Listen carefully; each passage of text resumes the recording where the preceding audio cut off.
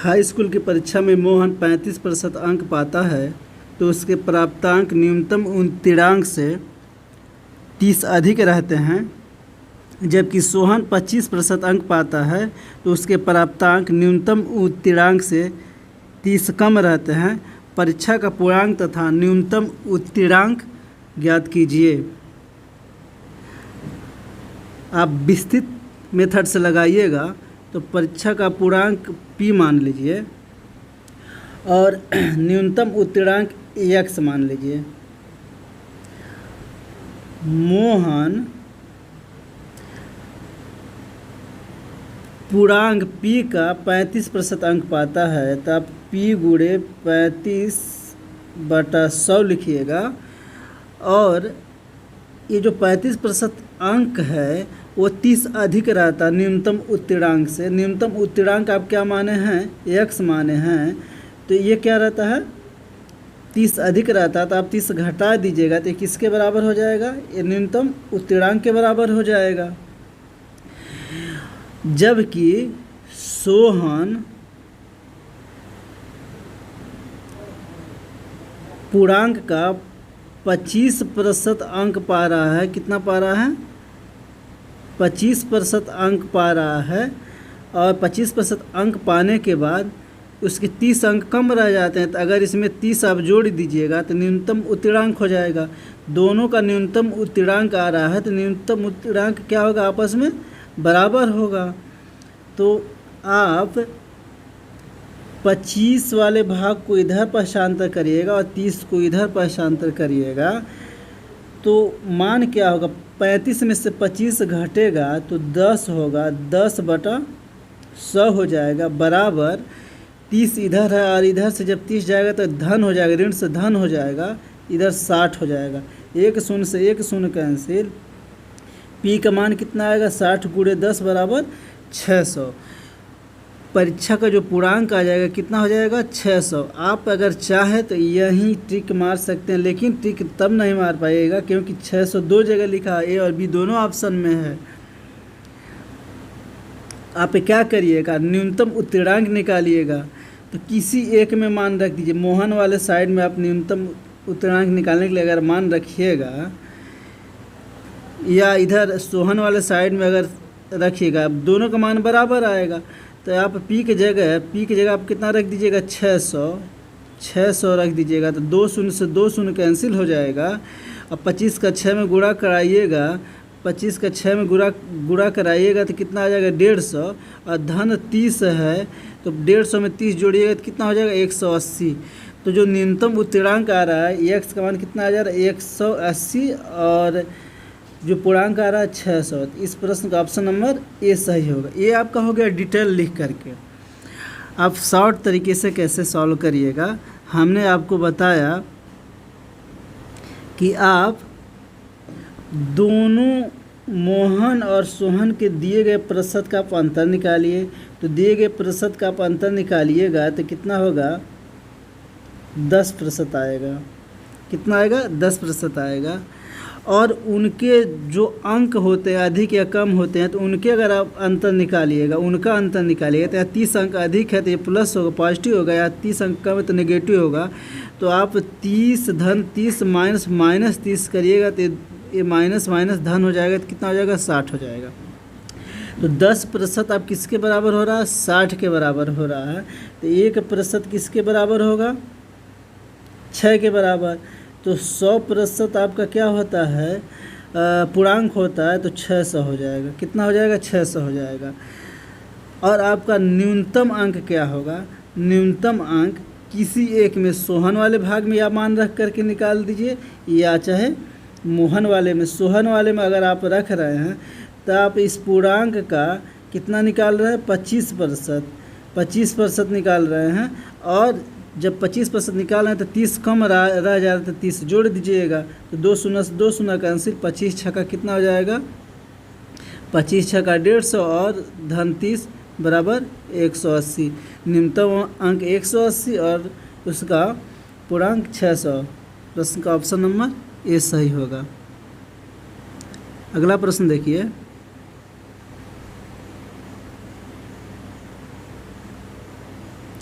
एक परीक्षा में 78% लड़के उत्तीर्ण हुए। यदि 110 लड़के अनुत्तीर्ण हुए तो ज्ञात कीजिए कि परीक्षा में कुल कितने लड़के सम्मिलित हुए। जब 78% लड़के पास हो रहे हैं तो फेल कितने होंगे? फेल कितने होंगे? तो अगर कुल लड़के परीक्षा में जितना सम्मिलित हो रहा है 100% है तो फेल होने वाले का प्रतिशत कितना हो जाएगा? 22%। कितना हो जाएगा? 22%। अब 22% किसके बराबर है? 110 लड़कों के बराबर है। 110 लड़के ही फेल हुए हैं। जब 22% लड़के फेल हो रहा है और वो किसके बराबर है? 110 के बराबर, तो 1% किसके बराबर होगा? तो 22 से कैंसिल आउट करिएगा तो किसके बराबर होगा? 1% 5 के बराबर होगा। 100% किसके बराबर होगा? 500 के। तो जो उस परीक्षा में सम्मिलित हुए विद्यार्थी थे, लड़के थे, वो कितने हो गए? 500 हो गए। इस प्रश्न का ऑप्शन नंबर डी सही होगा। अगला प्रश्न देखिए,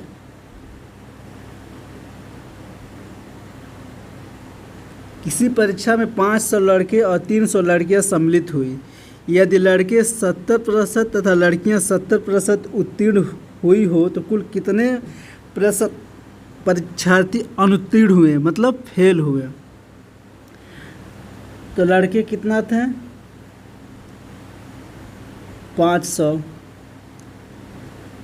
लड़कियां कितना थी? 300। और आपसे पूछा क्या है? कितने परीक्षार्थी फेल हुए।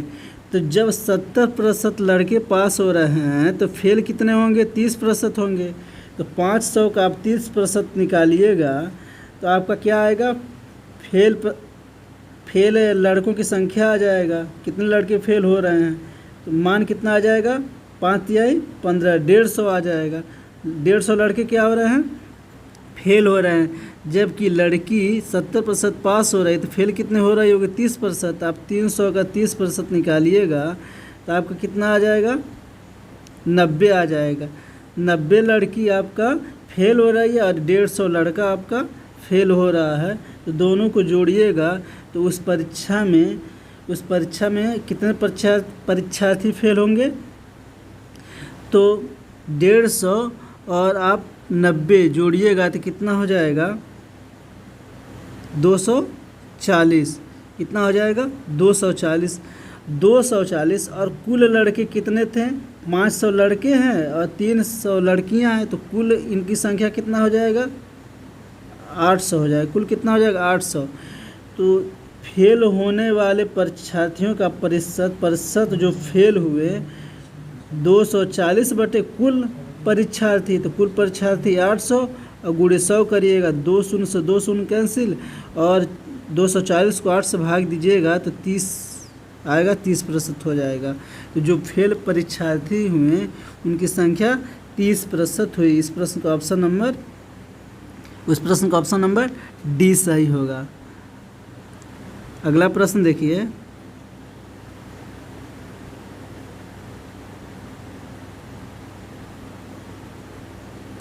एक प्रतियोगिता में 12% प्रतियोगी अपात्र घोषित कर दिए गए। पात्र प्रतियोगियों में 75% प्रतियोगी सफल हुए। आवेदन करने वाले कुल प्रतियोगियों के कितने प्रतिशत प्रतियोगी सफल हुए? अब आपसे पूछ रहा है कि कितने प्रतिशत प्रतियोगी सफल हुए। तो आप मान लीजिए कि कुल प्रतियोगी 100 यूनिट थे। आप XYZ मानने के बजाय आप मान लीजिए कि 100 यूनिट थे। तो 100 यूनिट थे और 12% जो है अपात्र हो गए। तो अपात्र अगर हो जा रहे हैं 12%, कितना? 12%। तो 100 में 12% यानी कि 12 यूनिट आपके प्रतियोगी अपात्र हो गए। तो कितने प्रतिशत आपके पात्र रहे होंगे? तो जब 100 में से 12 आपके अपात्र हो गए तो 88 यूनिट प्रतिभागी आपके पात्र हो गए। जो प्रतिभागी हैं वो कितने पात्र हो गए? 88 यूनिट पात्र हो गए। अब कह रहा है इस 88 यूनिट का जो प्रतियोगियों के जो प्रतियोगी है उसमें 75% सफल हुए। तो 75% आप निकालिएगा 88 का, तो 75 का फ्रैक्शन निकालिए तो 3/4 होगा, यानी कि 88 का 3/4 सफल हुए। तो 88 का 3/4 आप निकालिएगा तो कितना हो जाएगा? 4 दूना 8, 4 दूना 8 22 होगा। 22 का 3 में आप गुना कराइएगा तो कितना हो जाएगा? 66 हो जाएगा। क्या हुआ? 66 हुआ। तो 66 जो हैं प्रतियोगी क्या हो रहे हैं? सफल हो रहे हैं। 66 प्रतियोगी सफल हो रहे हैं कितने में? 100 में। 100 में 66 सफल हो रहा है। अगर प्रतिशत निकालिएगा तो 66% भी होगा। 100 में ही तो प्रतिशत होता है। तो इस प्रश्न का ऑप्शन नंबर 20 सही होगा। अगला प्रश्न देखिए,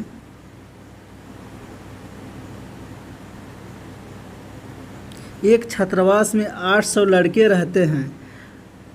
75% लड़के हॉकी तथा 50% लड़के फुटबॉल खेलते हैं। यदि प्रत्येक लड़का हॉकी तथा फुटबॉल अथवा दोनों अवश्य खेलता हो तो कितने लड़के दोनों खेल खेलते हैं? कुल छात्रावास में कितने लड़के हैं? 800 हैं। और लड़के जो हैं हॉकी खेलने वाले जो लड़के हैं वो कितना खेलने वाले हैं? 75% हॉकी खेल रहे हैं। तो इसको आप वेन डायग्राम मेथड से सॉल्व करिएगा। तो इसको आप घेरा खींचिए।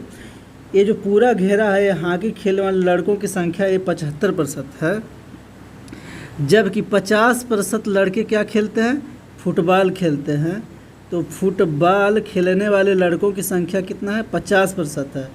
तो 50% आप इसको ऐसे घेर दीजिए। तो जब आपका पूरा गोला आपका 75% है और हॉकी और फुटबॉल खेलने वाले कुल लड़कों की संख्या 100% होगा।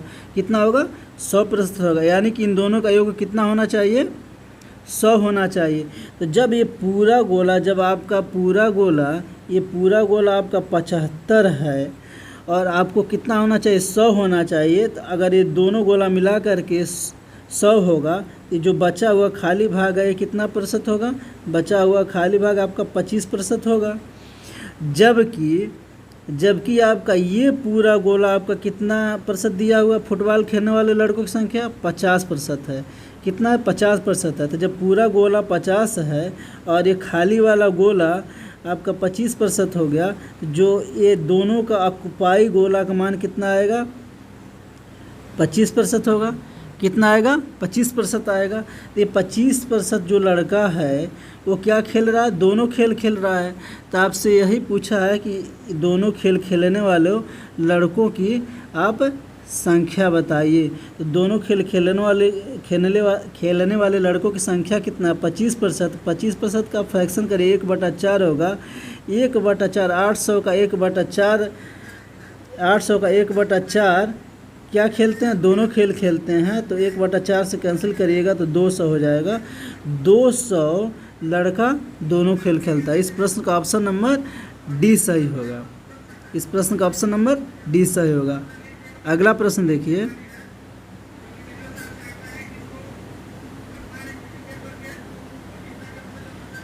एक कार्यालय में 70% कर्मचारी चाय तथा 40% कॉफ़ी पीते हैं।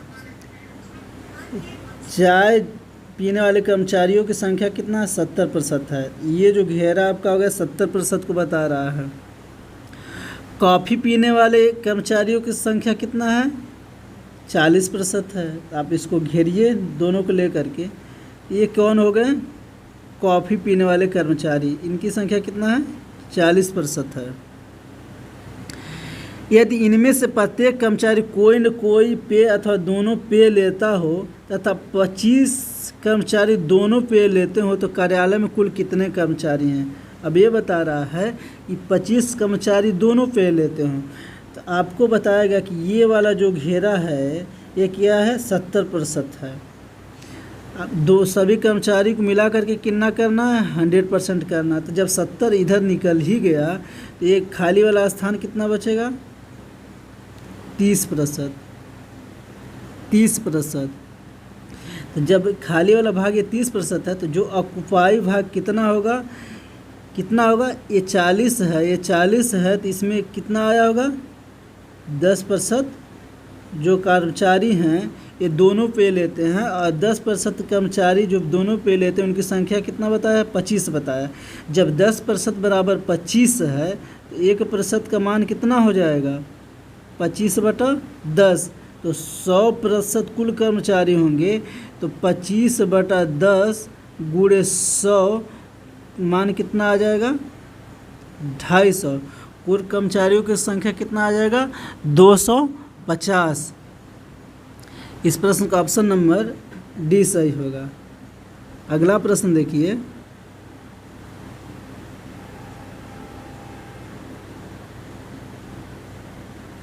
एक पार्टी में 68% लोग ने कॉफ़ी, 62% लोगों ने चाय पी, जबकि 25% लोगों ने कोई पेय नहीं लिया। यदि कॉफ़ी और चाय दोनों पीने वालों की संख्या 550 हो, कॉफ़ी और चाय दोनों पीने वालों की संख्या 550 हो तो पार्टी में कुल कितनों लोगों ने भाग लिया। अब यहाँ देखिए कॉफ़ी पीने वालों की संख्या कितना है, कॉफ़ी पीने वालों की संख्या कितना है, 68%। तो आप सबसे पहले 68% का घेरा बना लीजिए। और चाय पीने वालों की संख्या कितना है, 62%, इसको भी घेरा बना लीजिए। चाय पीने वालों की संख्या कितना, 62%, इसको भी आप घेरा बना लीजिए। अब कह रहा है कि 25% लोग तो कोई पेय ही नहीं पीता है, तो पीने वालों तो यही है ना, चाय और कॉफ़ी। तो इसका मतलब ये हुआ कि जहाँ हम 100% मान रहे थे, जिसमें तो 25% तो कुछ पी ही नहीं रहा है, तो पीने वाले की संख्या कितना होगा, 75%। जो पी रहा है वो कितना होगा, 75%। तो 68% तो ये वाला भाग हो गया कॉफ़ी पीने वाला। और 68 और आप कितना जोड़ेंगे कि आपका 75 हो जाए। तो 68 में आप 7% जोड़ दीजिएगा, इस खाली स्थान को 7 कर दीजिएगा तो पूरा हरा वाला भाग जो हो गया 68 हो गया, हरा वाला भाग 68 होगा, 7 जोड़िएगा तो 75% हो जाएगा। अब आपको क्या करना, इस वाले घेरे को चाय वाले घेरे को आपको कितना पूरा करना है, 62% पूरा करना है। तो 62% तब पूरा होगा जब दोनों वाला भाग, ये वाला भाग जो है आप कितना रखिएगा कि 62 हो जाए। 62 में से 7 को आप घटा दीजिए, 62 में से 7 को घटाइएगा तो आपका 55% होगा। कितना होगा, 55% होगा। तो 55% जो आएगा, जो दोनों का ऑक्युपाई भाग है, दोनों का घेरा हुआ भाग है, यानी कि चाय और कॉफ़ी दोनों पीने वाले हैं, तो चाय और कॉफ़ी पीने वालों की संख्या 55% है। 55% जो उनकी संख्या है वो 550 है। तो 55 बराबर 550, 1% का मान कितना हो जाएगा, 10 हो जाएगा। 100% का मान कितना हो जाएगा, 1000 हो जाएगा। इस प्रश्न का ऑप्शन नंबर बी सही होगा।